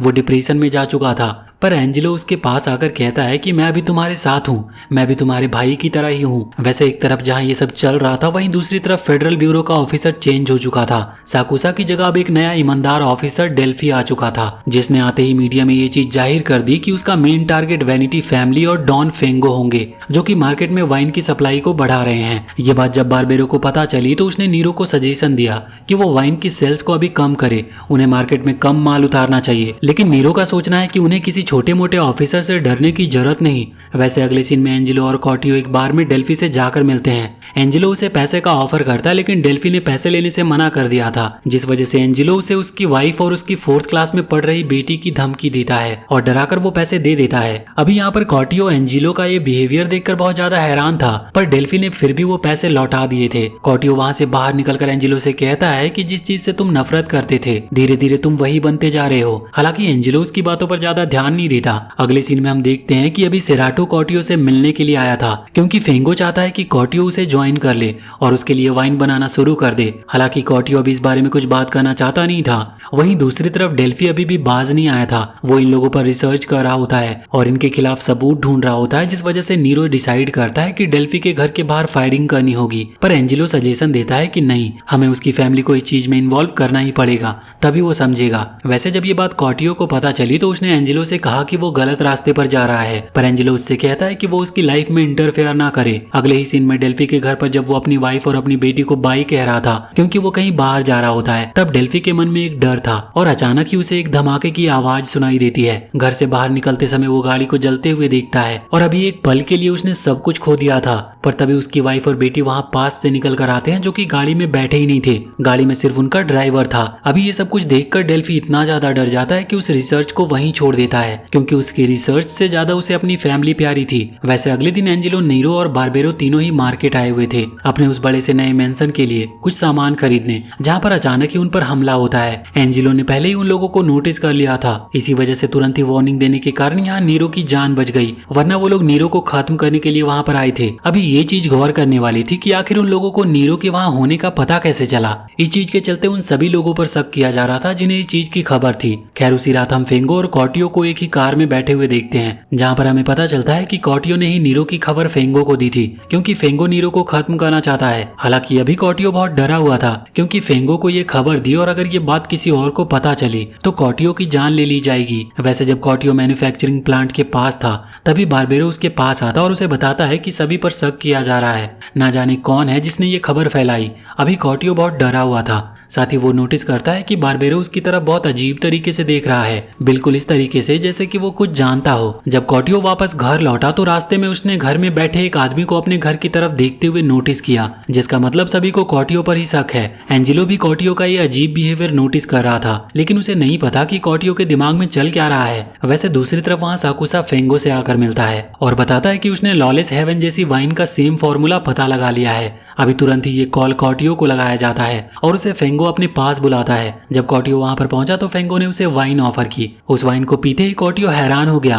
क्योंकि वो वाइन बिल्कुल same to same lawless heaven जैसी थी। अभी फेंगो बताता है कि उसके पास सब फॉर्मूला आ चुका है, इसीलिए उसे कॉटियो की अब कोई जरूरत नहीं। कॉटियो ये सुनकर पीछे हटता और गलती से सोफे से टकराकर नीचे गिर पड़ता है। अभी नीचे गिरते ही वो सीधा साकुसा की लाइफलेस बॉडी से टकराया था, जिससे उसे ये चीज क्लियर हो चुकी थी कि साकुसा जैसे ही फेंगो को वो इंग्रेडिएंट्स मिले उसने साकुसा को भी मार दिया। अभी फेंगो एक हॉकी स्टिक लेकर वहां कॉटियो को भी मारने के लिए आगे बढ़ रहा था, पर तभी कॉटियो ने पास ही पड़ा टेलीफोन उठाकर उसे सीधा फेंगो के सर पर दे मारा और जब तक फेंगो की जान नहीं चली गई तब तक वो उसे बार बार मारते रहा। यहाँ फेंगो का मर्डर करके कॉटियो वापस अपने घर पर लौट आया था, लेकिन अचानक ही उसके घर पर उसे कुछ मेहमान मिलते हैं। वैसे वहाँ दूसरी तरफ एंजिलो, जो कि अभी सोकर उठा था, उसे कई बार फोन की आवाज आती है। वो फोन नहीं उठाना चाहता था, लेकिन फिर भी वो फोन उठाता है और अगले सीन में हम देखते हैं कि उसे गैराज में बुलाया गया, जहाँ कॉटियो को बांध कर रखा गया था, क्योंकि सभी को ये पता चल चुका था कि कॉटियो ने ही नीरो की लोकेशन का पता फेंगो को बताया था। हालांकि कॉटियो अभी भी अपना सच कबूल नहीं कर रहा, इसी वजह से इसको इस तरह से बांध कर रखा गया होता है। गेंजो, जो कि डॉन विंसेंट वैनिटी का लेफ्ट हैंड मैन है, वो आगे आकर कॉटियो से जबरदस्ती सच उगलवाने की कोशिश करता है, लेकिन कॉटियो अपना मुंह नहीं खोलता। अभी एंजिलो को भी पूरी बात जाननी थी, इसलिए वो सेराटो को अपने घर पर बुलाता है। सेराटो बताता है कि फेंगो कॉटियो को अपनी तरफ करना चाहता था और इसी वजह से उसने कॉटियो से मदद ली और कॉटियो ने तब मदद की, लेकिन अब वो प्रॉब्लम में फंस चुका है। खैर एंजिलो याद करता है कि कॉटियो ने एक बार उससे कहा था कि एंजिलो की वजह से एक दिन वो सच में बहुत बड़ी प्रॉब्लम में फंसेगा, और अभी इसी चीज को याद करते हुए एंजिलो तुरंत उस गराज के पास पहुंचता है जहां कॉटियो को बांध कर रखा गया था। हालांकि एंजिलो गराज के मेन गेट तक पहुंच पाता इसके पहले उसे फायरिंग की आवाज सुनाई देती है और गराज का दरवाजा खुलता है। वहां से गेंजो निकल कर आता है जिसके हाथ पर गोली लगी हुई थी। वो बताता है कि कॉटियो और कार्मेलो दोनों ही मिले हुए थे। कार्मेलो कॉटियो की मदद कर रहा था यहाँ से भागने में। मैंने उसे रोकने की कोशिश की, जिसमें से कार्मेलो की जान चली गई, लेकिन कॉटियो बचकर निकल गया। अभी एंजिलो ने ये पूरी बात सुनी, लेकिन उसे नहीं लगता कि कॉटियो ऐसा कर सकता है, और वैसे भी अगर वो तब बचकर भागता तो वो एंजिलो के पास ही आता। खैर रात के समय एंजिलो को एक फोन कॉल आती है जो कि कॉटियो की तरफ से थी। कॉटियो कह रहा था कि एंजिलो को नीरो विंसेंट को खत्म करना होगा। कॉटियो अभी ये बात बिल्कुल इस तरह से कह रहा था जैसे कोई स्क्रिप्ट पढ़ रहा हो, जिससे एंजिलो समझ गया कि उसे किसी ने हॉस्टेज बनाकर रखा है। अभी कॉटियो यहाँ पर ज्यादा बात तो नहीं करता, लेकिन आखिर में वो ये बताने वाला था कि एंजिलो को वो लेटर किसने भेजा था, लेकिन जैसे ही वो बताना शुरू करता है तभी फोन कट हो जाता है। वैसे अगले दिन नीरो एंजिलो को विंसेंट के ऑफिस में बुलाता है, क्योंकि विंसेंट आज पूरा काम धंधा नीरो के हाथ में सौंपने वाला था। मतलब आज से नीरो डॉन की पोजीशन को संभालेगा। अभी वहां पर वो शपथ वगैरह ली जाती है और फिर काम की बात करी जाती है। एक बहुत बड़ा प्रोजेक्ट था जो कि ऑर्को फैमिली, गलेसिया फैमिली और विंसेंट वैनिटी फैमिली, तीनों फैमिली साथ मिलकर क्रिएट कर रहे थे, जिसमें से उनके बॉन्ड को मेन फोकस रखा जाएगा। लेकिन अभी हालात थोड़े से खराब हैं, पर फिर भी वो प्रोजेक्ट पूरा होने वाला है, जिस चीज के बाद इनका बिजनेस और भी ज्यादा बढ़ जाएगा, क्योंकि अब आपस में फैमिलीज हाथ मिला लेंगी तो एक बड़ा एरिया कवर किया जा सकता है। ये शिकागो नाम की एक जगह को चुन रहे थे अपने लॉलेस हेवन की धंधे को बढ़ाने के लिए। अभी फेंगो के मारे जाने के बाद जो पूरी ऑर्को फैमिली के वो लोग हैं वो वैनिटी फैमिली के अंडर आने लगे हैं। मतलब वो इन्हीं के ऑर्डर्स को फॉलो करते हैं। इसका मतलब उनकी तरफ से कोई प्रॉब्लम नहीं होगी, लेकिन फिर भी गैलेसिया फैमिली को अपनी तरफ करना जरूरी है। उनसे इनके रिलेशन तो अच्छे हैं, लेकिन डॉन गैलेसिया को फिर भी इस चीज के लिए मनाना होगा, जिस चीज के चलते नीरो एंजिलो को वहां पर भेजना चाहता है इस चीज का पूरा डिस्कशन करने के लिए। लेकिन बारबेरो कहने लगता है कि इस काम के लिए वो ज्यादा परफेक्ट है, पर नीरो कहता है कि नहीं, अभी एंजिलो को वहां पर जाने दो, वो इजिली इस काम को संभाल लेगा। वैसे रात के ही समय हम देखते हैं कि एंजिलो, टाइगर और नीरो बैठे हुए थे जहां वो किसी फोटो को देख रहे थे। इस फोटो में डेल टोरो नाम का एक आदमी था जो कि नीरो का दोस्त है, जो अभी करीबन 7 साल की सजा काट कर आया है। एंजेलो ये सुनकर हैरान था। वो तुरंत ही पूछता है कि क्या तुम इसके साथ भी कभी मिशन पर गए हो, जिस पर नीरो बताता है कि नहीं, अभी तक वो इसके साथ किसी सीक्रेट मिशन पर नहीं गया। इससे एंजेलो को ये चीज क्लियर हो गई थी कि वो लेटर वाला चौथा आदमी डेल टोरो बिल्कुल नहीं है। अभी जब एंजेलो वहां से उठकर जा रहा था तभी नीरो कहने लगता है कि उसका निशाना बहुत कमजोर है। 7 साल पहले वो किसी पर भी गोली नहीं चला पाया। एंजेलो कहता है कि अगर वो बच्चा अब तुम्हारे सामने आ जाए तो क्या तुम अब भी उस पर गोली चला पाओगे। इतना कहकर एंजेलो वहां से चला गया था। अभी हम देखते हैं कि एंजेलो गेंजो के घर पर पहुंचता है, जहां वो दरवाजा खोलकर जैसे ही गेंजो बाहर आया तो उससे कहने लगता है कि तुम ही वो चौथे इंसान थे जिसने मुझे वो लेटर लिखा। वैसे इसके बाद अब सीन चेंज होकर सीधा अगले दिन पर आ जाता है, जहाँ एंजेलो एक समुद्र के रास्ते गैलेसिया फैमिली से मिलने के लिए जा रहा था। गैलेसिया फैमिली एक दूसरी जगह रहती है। ये 2 अलग अलग आइलैंड थे जिनका रास्ता पानी से थोड़ा जल्दी कवर हो सकता था, और ये जर्नी करीबन पूरे 1 दिन की होती है। यहाँ टाइगर एंजेलो को बाय कहने के लिए आया था। साथ ही वो ये चीज देखने के लिए भी आया था कि एंजेलो कहीं अपने दोस्त कॉर्टियो की मदद तो नहीं कर रहा। असल में उन लोगों को एंजेलो पर भी थोड़ा शक था। खैर यहाँ कॉर्टियो तो नहीं था, इसीलिए टाइगर एंजेलो को बाय कहकर लौट आता है। पर वहाँ बोट जब आगे बढ़ी तो हम एंजेलो के साथ कॉर्टियो को भी देखते हैं, जिसने अपना भेष बदल रखा था। दूसरी तरफ वहाँ टाइगर ने वापस लौटकर बता दिया था कि एंजेलो अकेला गया है, कॉर्टियो उसके साथ नहीं था। अभी नीरो तो वही बात कर रहा था कि उसे एंजेलो पर पूरा भरोसा है, इसीलिए उन लोगों को चिंता करने की कोई जरूरत नहीं। वैसे अब हमें रात का वो सीन दिखाया जाता है जहाँ पर एंजेलो गेंजो के घर पर पहुंचा था। गेंजो ने ये चीज एडमिट कर ली थी कि वही वो चौथा पर्सन है। हालांकि एंजेलो उससे कहता है कि अगर तुम ही वो चौथे आदमी थे तो तुमने मुझे कोई लेटर क्यों लिखा। इस पर गेंजो कहता है कि मैं वैनिटी फैमिली को खत्म करना चाहता हूँ, मुझे उनकी हर एक चीज चाहिए। हालांकि एंजेलो कहता है कि मैं तुम्हारी मदद करूंगा क्योंकि वैनिटी फैमिली से मैं खुद भी बदला लेना चाहता हूँ, लेकिन तुम्हें कॉर्टियो को मेरे साथ जाने देना होगा। इस पर गेंजो कहता है कि अगर मैं इस चीज के लिए मना कर दूं तो तुम मेरा क्या बिगाड़ लोगे। तो एंजेलो कहता है कि मैं वो लेटर किसी दूसरे हाथ में सौंप कर आया हूँ, अगर मैं यहाँ से वापस नहीं लौटा तो वो लेटर वैनिटी फैमिली तक खुद ब खुद पहुंच जाएगा और फिर तुम समझ सकते हो कि क्या होगा। ये बात सुनकर गेंजो ने कॉर्टियो को एंजेलो के साथ जाने दिया। अभी एंजेलो और कॉर्टियो दूसरे आइलैंड पर पहुंचकर वहां कुछ समय रुकने का फैसला करते हैं। वहां वो करीबन 1 दिन तक रुक गए थे। एंजेलो कॉर्टियो को वहीं छोड़कर सीधा शिकागो की तरफ निकल जाता है, क्योंकि डॉन गैलेसिया शिकागो में ही रहता था। वहां से बातचीत करके एंजेलो वापस लौट रहा होता है और वहीं अभी दूसरी तरफ नीरो और बाकी सभी अपने कमरे में बैठे थे, जहाँ बात चल रही थी कि एंजेलो अभी तक क्यों नहीं लौटा, क्योंकि शिकागो तक जाकर वापस लौटने में करीबन 2 दिन लगते हैं, 1 दिन जाने का और 1 दिन आने का। लेकिन एंजेलो को 4 दिन बीत चुके हैं। वैसे अब इतने में ही एंजेलो वहां पर पहुंचता है और कहता है कि मीटिंग सक्सेसफुल रही, डॉन गैलेसिया इस चीज के लिए तैयार हैं और प्लेग्राउंड की ओपनिंग में उनका नेफ्यू स्टेगा यहाँ पर जरूर आएंगे। अभी एंजेलो ने जो प्लेग्राउंड कहा ये असल में वही बड़ी सी मेंशन वाली जगह होने वाली है जो कि वैनिटी फैमिली, ऑर्को फैमिली और गैलेसिया फैमिली मिलकर क्रिएट करवा रहे थे। वैसे इस जगह पर आने के पहले एंजेलो गेंजो से जाकर उसके घर पर मिला था, जहाँ गेंजो ने एंजेलो को कुछ गोलियां दी थी और कहा था कि प्लेग्राउंड की ओपनिंग में डॉन गैलेसिया और विंसेंट आमने सामने होंगे, तब तुम अपना बदला ले सकते हो पूरी वैनिटी फैमिली से। एंजेलो ने इस चीज के लिए हाँ कर दी और अभी अगले ही दिन बारबेरो एंजेलो को अपने पास बुलाता है, क्योंकि उसे कुछ सबूत मिले हैं एंजेलो के खिलाफ। उसे लगता है कि कॉर्टियो को भगाने में मदद एंजेलो ने ही की थी। खैर एंजेलो वहां पहुंचता है और कहता है कि इस चीज में उसका कोई भी हाथ नहीं था। अचानक ही पास के गेट से बारबेरो का एक आदमी कॉर्टियो को लेकर अंदर घुस आता है। अभी पहली बार एंजेलो के चेहरे पर किसी ह्यूमन की तरह एक्सप्रेशन थे, क्योंकि अभी तक हर चीज उसके प्लान के हिसाब से चल रही थी, लेकिन ये चीज उसने एक्सपेक्ट नहीं किया था। असल में हुआ ये कि कॉर्टियो जिस आइलैंड में जिस घर के अंदर था वहाँ एक लेडी ने कॉर्टियो को एक फोन दिया, जिसमें गेंजो ने उससे कहा कि एंजेलो की जान खतरे में है, इसीलिए तुम्हें वापस विंसेंट मैंसन लौटना होगा। कॉर्टियो ने बिना कुछ सोचे बात मान ली और वो यहाँ पर आ गया। ये उसकी सबसे बड़ी गलती थी, क्योंकि यहाँ पर वो पकड़ा गया। खैर अभी एंजेलो पर से ये इल्जाम हट चुका था, क्योंकि कॉर्टियो को पकड़ा जा चुका है। इसका मतलब एंजेलो का उसे छुपाने में कोई हाथ नहीं था और कॉर्टियो खुद भी कुछ नहीं बताने वाला। अभी बारबेरो नीरो को बुलाता है, जो कि डिसाइड करता है कि एंजेलो की इनोसेंस को साबित करने के लिए और साथ ही एंजेलो की वैनिटी फैमिली के प्रति लॉयल्टी साबित करने के लिए उसे कॉर्टियो की जान लेनी होगी, क्योंकि कॉर्टियो ने उन्हें धोखा दिया। एंजेलो के हाथ में गन थी जिसे उसने कॉर्टियो की तरफ कर रखा था। कॉर्टियो हंसकर उससे कहने लगता है कि तुम्हें याद है तुमने मुझसे कहा था कि हम माफियाज को वाइन बेचेंगे। वो बोलता है कि घबराओ मत, तुम गोली चलाओ क्योंकि मुझे बहुत बहुत पहले से पता था कि ऐसा कुछ जरूर होगा, तुम अपना काम पूरा करना। अभी एंजिलो ने गोली चलाई और अपने दोस्त की जान ले ली। एंजिलो अंदर ही अंदर टूट चुका था, लेकिन स्माइल करते हुए वो कहता है कि जल्द ही मैं भी वहां पर आकर तुमसे मिलूंगा। वैसे अब वो समय आ चुका था जब उस प्लेग्राउंड नाम की जगह की ओपनिंग शुरू होनी थी। इस चीज के लिए डॉन गैलेसिया, उनका नेफ्यू अस्टेगा और साथ ही गैलेसिया फैमिली की बहुत बड़ी बटालियन वहां पर पहुंच चुकी थी।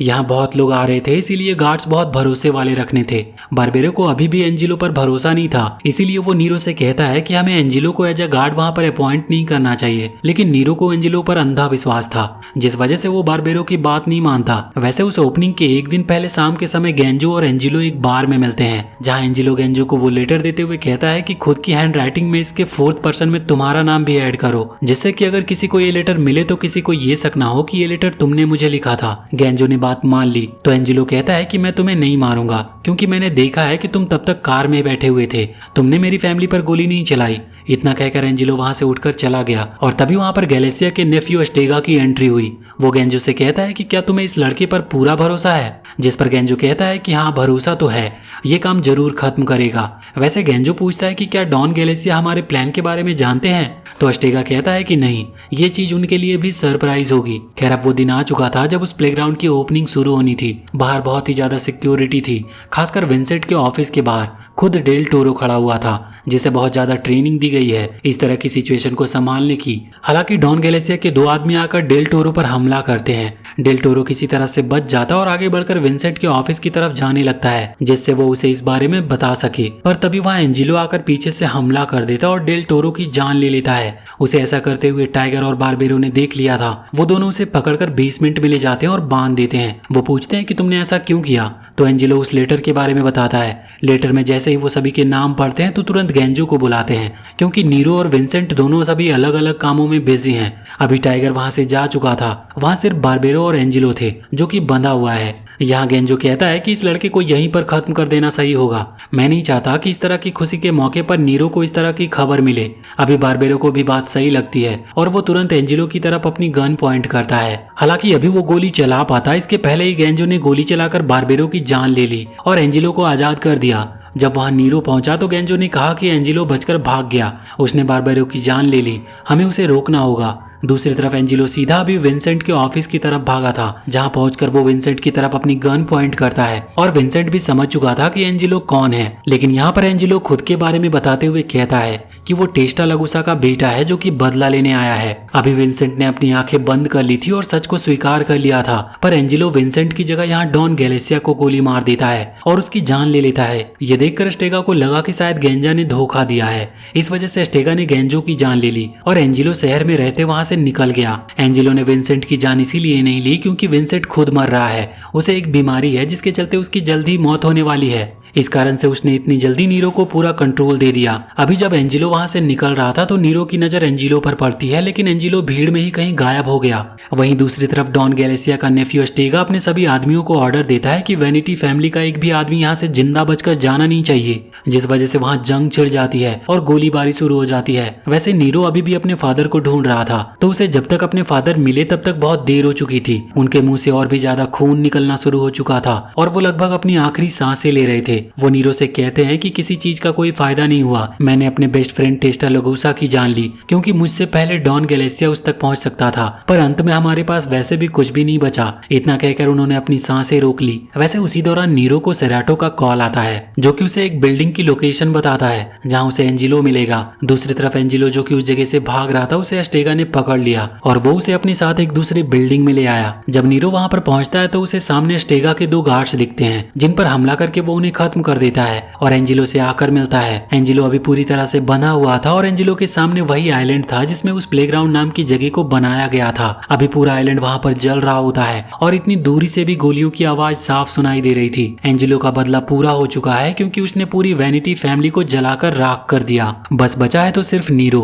अभी नीरो एंजिलो को लेकर वहां से नीचे आता है जहां सेराटो अपनी कार लेकर खड़ा था। सेराटो अभी यहाँ पर बहुत दुखी है क्योंकि कॉर्टियो की जान चली गई। उसे बाकी किसी से कोई फर्क नहीं पड़ता था, बस कॉटियो उसका अच्छा दोस्त था, इस वजह से उसके लिए वो थोड़ा दुखी था। हालांकि ये लोग अभी कार में बैठकर उस जगह से निकल जाते हैं। हमें वो सीन दिखाया जाता है जब अस्टेगा एंजिलो को पकड़ कर लाया था। अस्टेगा ने तब एंजिलो की जान नहीं ली, जबकि एंजिलो डॉन गैलेसिया को मारा था। एंजिलो पूछता है कि तुमने मुझे क्यों नहीं मारा, तो अस्टेगा जवाब देता है कि तुम्हारी ही वजह से तो मैं अब गैलेसिया फैमिली का डॉन बन चुका हूँ, आखिर मैं तुम्हें कैसे मार सकता हूँ। तब अस्टेगा ने भी अपने आदमियों से कहकर वैनिटी फैमिली को पूरा खत्म करवाने में जोर लगा दिया, जिससे कि सभी फैमिलियों पर बस अब उसका ही कंट्रोल बचे। और इस चीज में वो कामयाब हो चुका है, क्योंकि जो थोड़े बहुत लोग बचे थे जैसे टाइगर वगैरह, वो जब सीक्रेटली प्लेग्राउंड से निकलने की कोशिश कर रहे थे तो उन्हें भी गैलेसिया के आदमियों ने मार दिया। अभी सिर्फ एंजिलो, नीरो और सेराटो उस जगह से बचकर निकल पाए हैं। वैसे सेराटो जब एक जगह कुछ सामान खरीदने के लिए रुकता है तो एंजिलो और नीरो वहां से चुपचाप गाड़ी लेकर निकल जाते हैं। खैर एंजिलो तो अभी बंधा हुआ था, ये काम नीरो का था जो कि एंजिलो को अपने साथ लेकर गया।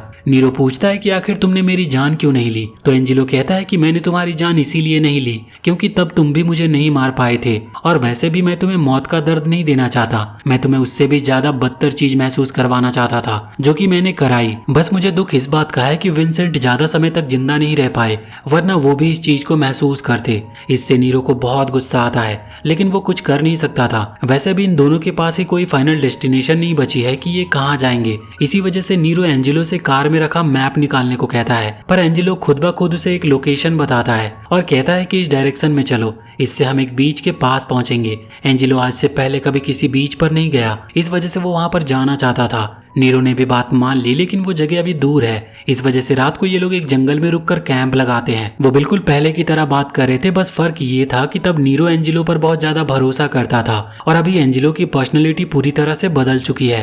वैसे नीरो पूछता है कि जब अस्टेगा ने तुम्हें जाने दिया तो तुमने सिटी क्यों नहीं छोड़ी, जिस पर एंजिलो जवाब देता है कि मैं बस उस आइलैंड को जलता हुआ देखना चाहता था जिससे मैं खुश हो सकूं, लेकिन इस सब का कोई फायदा नहीं रहा, मुझे कुछ हासिल नहीं हुआ। मैंने सोचा था कि तुम्हारी फैमिली को खत्म करके मैं अपने जीने के लिए कुछ और मकसद ढूंढ लूंगा, लेकिन मुझे नहीं लगता कि इसके अलावा मेरी कोई इच्छा थी। यह सुनकर नीरो को गुस्सा आ जाता है और वो एंजिलो पर हमला कर देता है। नीरो कहता है कि आखिर तब तुमने मुझे क्यों नहीं मारा, तो इस पर एंजिलो के भी आंसू निकल पड़ते हैं और वो कहने लगता है कि काश 7 साल पहले तुमने मुझे जान से मार दिया होता। अभी हमें वही सीन दिखाया जाता है जहाँ नीरो एंजिलो पर गोली चला रहा था। एंजिलो को मारने से पहले उसके हाथ कांप गए और वो गोली एंजिलो को नहीं लग पाई। यह सुनते ही नीरो ने एंजिलो को छोड़ दिया था। सुबह होते ही वो लोग फिर से कार चलाना शुरू करते हैं और एक रेस्टोरेंट में रुकते हैं। वहाँ नीरो ने एंजिलो के हाथ खोल दिए जिससे कि वो खुद से खाना खा पाए, और बाद में यहाँ पर गाड़ी एंजिलो ही चलाता है। रास्ते में गाड़ी खराब हो जाती है तो वो रुककर गाड़ी ठीक करते हैं और फिर से अपनी इस जर्नी पर आगे बढ़ते हैं। कुछ समय में फाइनली वो अपने लोकेशन पर पहुंच चुके थे। दोनों के ही सामने समुद्र था।